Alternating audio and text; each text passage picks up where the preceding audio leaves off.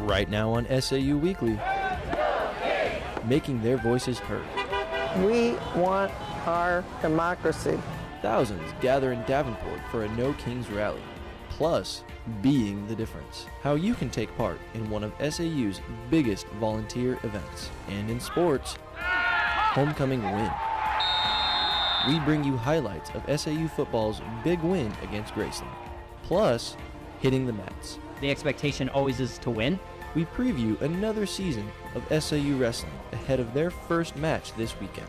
Your latest news and sports from St. Ambrose University starts right now.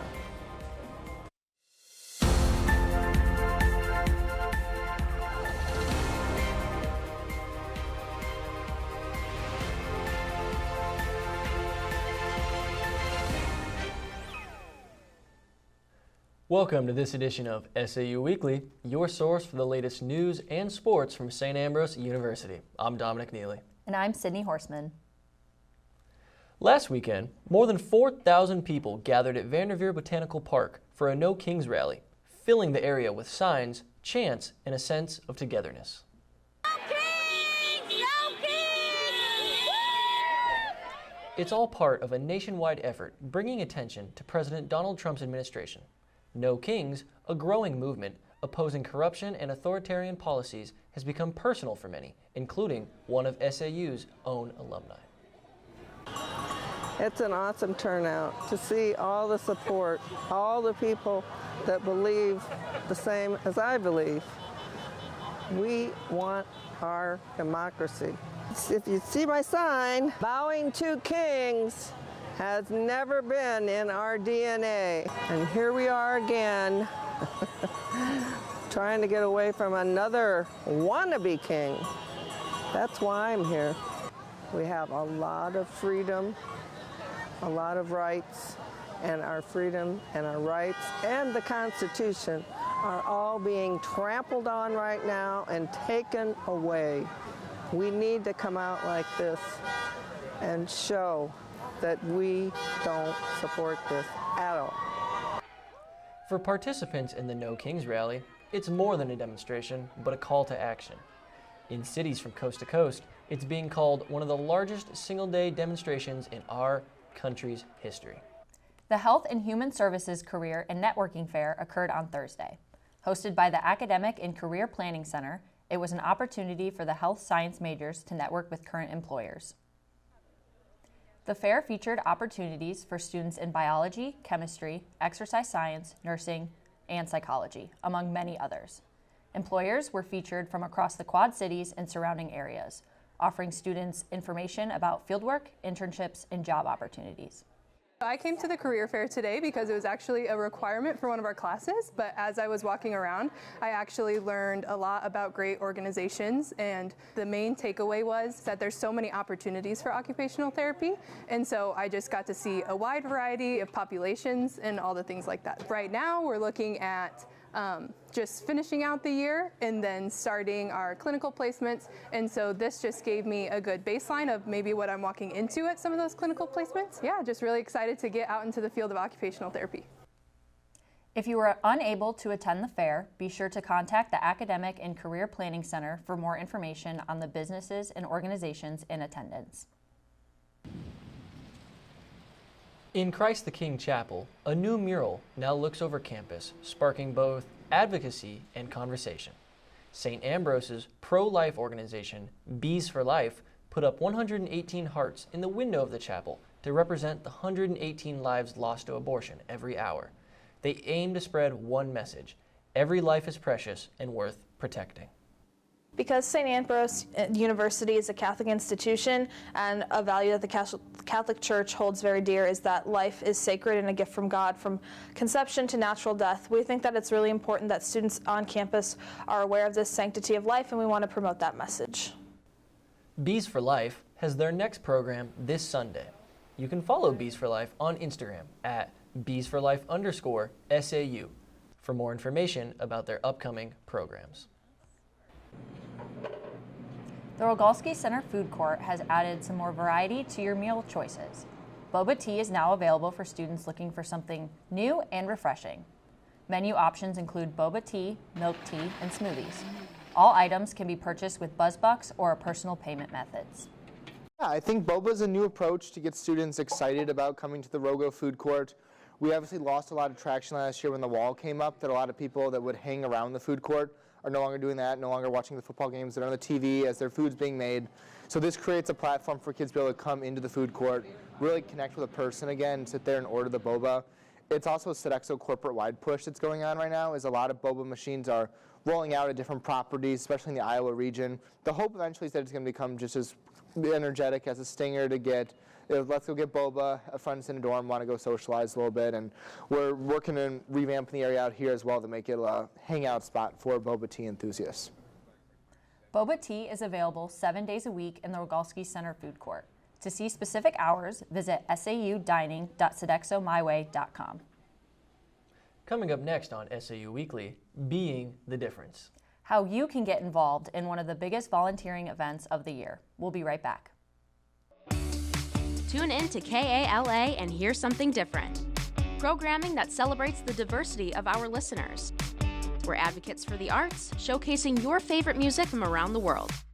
We're storytellers, producing award-winning news and educational podcasts. We're dedicated sports fans, bringing you the latest Fighting Bee action from St. Ambrose University. We're a learning lab, mentoring the next generation of broadcasters and content creators. A part of your community for 5 decades. We're KALA Radio, 88.5 FM and 106.1 FM. Turn it on and turn it up. Ready the studio in 3, 2. Welcome to this edition of SAU Weekly, your source for the latest news and sports from St. Ambrose University. We begin with breaking news after a vehicle crashed into a non-residential campus building overnight. We should always have places to promote inclusivity on and off campus. You guys got the opportunity to scrimmage against 3 Division I basketball teams. How did your team benefit from that later on in the season? Well, I think it's just a great experience for our players. Being able to run and be around the people that I enjoy gives me a reason to be passionate about running. Welcome to Stingers, discussions with SAU Bees over everyone's favorite drinks. What happens to you though, seriously, if you drink the whole cup? You get all your papers done. And yeah, right.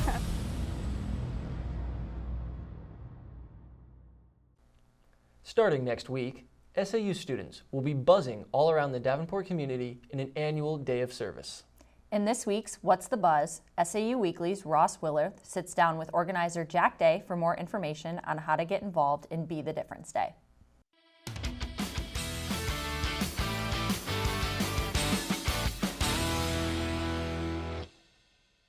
Thanks, guys. Joining me now is student leader of Be the Difference Day, Jack Day. Thanks for being here, Jack. Thanks for having me. So, explain what Be the Difference Day is for those who may not know. Yep, so Be the Difference Day is an annual service event that Student Government Association puts on every year. The idea is for us to get out in kind of the Ambrose vicinity, the Ambrose community, and serve our neighbors. So a lot of what we do is raking leaves, maybe washing windows, just outdoor work in general for our neighbors as they prepare their yards for winter. Yeah, that's very nice. What are some changes that volunteers can expect this year? So one change that we made kind of more on our side in terms of organization is we actually drew boundary lines around campus. The event had started to get so big actually that last year we had to turn it into Be the Difference Week. We were sending teams of senators out to finish houses that didn't get done on the actual day. So we have some boundary lines drawn this year. So the hope is that we don't have to ask teams to come back for another day, though there were some teams last year that were very generous with their time. But other than that, the event won't change much beyond that. We will be doing, however, t-shirt pickup the week prior to the actual day. So t-shirt pickup will start the week of October 27th. Okay. And we'll do that out of the Student Leadership Center in Rogalski. And that will just hopefully help make check-in go a little bit smoother prior to the start of the event on November 2nd. Cool, cool. How do you think Be the Difference Day reflects our Ambrosian values? Low-hanging fruit here, Ross, I would say service, which is, in my opinion, the one that is most important to me and the one that I identify most with. Like I said, we're out in the community, we're serving our neighbors. I do think, though, that there's a little bit of an element of justice, if you will, to it. We have some neighbors that may have some physical disabilities who may not otherwise be able to prepare their yard for winter, to take care of their outdoor space. We have one gentleman who we serve we started serving him last year. He actually communicates using sign language. And we have a student here, Marissa Stebbin, who signs. She's fluent in sign language, so we were able to serve him last year. And so we're very grateful for her. I'm very grateful for her. I'm so lucky to be dating her, actually. But so I think that there's an element of justice with this event as well. Cool, yeah, that's very cool. What does it mean to you to lead such an event? This is actually my second year directing this event, and then third year part of the leadership group that organizes it within SGA. And it's so rewarding to see, kind of day of, see all the teams out there on the Rogalski patio. We take our picture and then everyone goes off carrying their rakes and their bags and everything. So it's just really rewarding to kind of see the fruits of our labor as SGA kind of in action, and know that we are making a difference. I frequently speak with homeowners on the phone leading up to the event, whether it's they've got questions or just confirming, hey, yes, we will be at your house this day, this time type of thing. And they're so grateful. When I'm on the phone with them, thank you guys so much for what you do. They look forward to this every year. Last 2 summers, I've actually gotten texts while on summer vacation about, hey, are you guys doing the leaf raking again? So this really does make a difference in the community. The homeowners that benefit from it are very grateful for it. So it does mean a lot to be able to play such a big part. Yeah, it must feel good to receive that appreciation, yep. But honestly, it feels even better to kind of go and do the service, Absolutely. Yeah. Absolutely. And where can students go to sign up? Yep, so there have been, I think, several emails sent out at this point with the link to sign up. So those emails either came from student government email or Jason Richter is where you would find that link to sign up. If you're having trouble finding the link to sign up, you can email sga@sau.edu or be the difference day at sau.edu, and we can get you signed up. And it's okay. I'm sorry. It's okay if you don't have a team. You can sign up as an individual. And anybody who did an individual sign up, we'll put on a team together. We might send some senators out as well. So it's okay if you can't find 6 people. You can sign up just by yourself, and we'll get you on a team. Awesome. Sounds good. Well, thanks again for being here, Jack, and good luck with next week. Thank you, Ross. Coming up next in sports, we bring you highlights of SAU football's big homecoming win against Graceland. Plus, we preview another exciting season of men's wrestling. Join SAU Weekly's Reese Finch as he takes you inside SAU athletics. Stay tuned. Visit Ragged Records, one of the largest record stores in the Midwest. Browse more than 30,000 new and used records, from timeless classics to new releases, and rare finds in every aisle. New to collecting vinyl? Check out our large selection of stereo equipment to spruce up your listening experience. Find your group at Ragged Records, located along Motor Row in Davenport and in Rock Island next to Roz Talks. Capture a piece of the past with Trash Can Annie, where vintage meets vibrant in every stitch. Browse our carefully curated collection of clothing and accessories, ranging from the late 1800s to current styles. Dress to impress with Laura's unique style and wardrobe consultations. Find a style and make it yours with Trash Can Annie, your destination for timeless fashion. Whether you're a competitive runner, looking to stay fit, or just looking for comfort and support, Running Wild has you covered. Locally owned for more than 3 decades, Running Wild is the Quad City's trusted source for athletic wear and accessories. No matter your experience level, we'll help you find the right fit with all the top brands for running and walking and the latest in running apparel. Open 7 days a week, just up Brady Street. Don't walk, run to Running Wild, your run specialty store.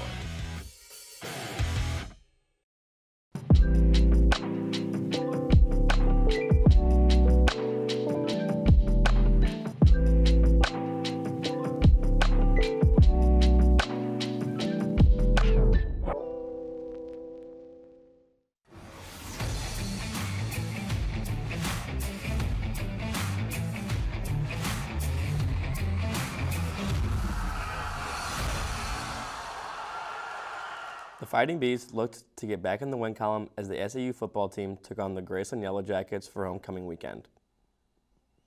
The Bees stunk first when in the first quarter, sophomore quarterback Alec Ponder found wide receiver Joseph Spallin for the first points of the game, putting the Bees up 7-0 early. The Bees' defense stood strong for the first quarter. However, the Yellow Jackets would end up getting the ball back and would score in the second quarter with this pass touchdown and eventually 2-point conversion, making the score 7-8 Graceland. The Bees regrouped and would end up getting the ball after senior linebacker Colin Godella was in the right place at the right time to fall onto this botched snap and create the turnover for the Bees that would result in a field goal, making the score 10-15. The Bees continued to gain momentum as another successful offensive drive ended in points as quarterback Alec Ponder found wide receiver Jalen Brazel for another touchdown to make the score 17-15, SAU back on top. Right before half, the Bees added to their lead when quarterback Alec Ponder faked the handoff and hit wide receiver Braden Downs to extend the lead for the Bees, making the score 24-15. The Bees would go on to win the game 43-36 and will look to keep the momentum going as they take on Culver Stockton Wildcats this Saturday at 12:30 p.m. On Tuesday night, the St. Ambrose women's soccer team hosted Trinity Christian College at St. Vincent's Athletics Complex. The V's were looking to close out their home matches with a strong performance, and they delivered early. Just 9 minutes into the first match, Sophia Roskowski dribbled through the defense and shot over the goalie's head to give the Bees the lead. Then, in the 31st minute, Mia Hefner connected with Jenna Hortz for a clean finish, extending Ambrose's lead 2-0. The Bees' defense stayed locked in, limiting the Trolls' chances and keeping them to just one goal throughout the match. The Bees took this one 3-1. I try not to compare any team from previous years or year to year, etc. It's a new group. They've got new goals, new aspirations for themselves. But I think this group is really positive. They're upbeat. They're really motivated, and so we came very close to being at the top of this conference for the regular season. And I think that a few changes that this conference tournament is well within our grasp. So. Everyone is competitive, everyone's pushing each other to be the best player that they can be, and that definitely plays a part to our quality. If we just play our game, focus on how we play and not more on them, and our attacking and our performance, then I think we'll do really well. The Fighting Bees have one more regular season game coming up, as they will take on the Judson Eagles on October 25th at 12 p.m. Good luck to the Bees as they finish off the rest of their season and prepare for the conference tournament. The St. Ambrose men's wrestling team is looking to get a win in their season opener tomorrow in the Wellness and Recreation Center. The team has their sights set to the top of the conference and the national tournament. Head coach Bo Bettinson expects his wrestlers to compete at a high level with high energy. With the big group graduating last year, the Bees still have a loaded roster with 7 freshmen in their starting lineup for their first duel. They're competitors, so the expectation always is to win. But above winning, it's just having a really high energy, really high effort. Culture, man. It's like a family-oriented culture. That's the programs that I've been a part of that have been the most successful, is when you just have like brothers together, they hang out outside the room. I'm really excited to see how the new guys do, honestly, because half of our team is new right now. So honestly, seeing these guys and how they're bringing the energy, that's really exciting to me. As wrestlers step onto the mat for the first time this season, they'll carry with them months of preparation, ready to prove their hard work will make them contenders to watch. Be sure to catch the Bees on the mat tomorrow at the Wellness and Recreation Center at 4:30 against York. That'll do it for Inside SAU Athletics. I'm Reese Finch. And that's all we have for you on this edition of SAU Weekly. We'll be back next week with the latest news and sports from St. Ambrose University. Remember to check out the SAU TV Facebook and Instagram pages for our newscasts, top stories, and more. You can also find them on The Hive at sauthehive.com.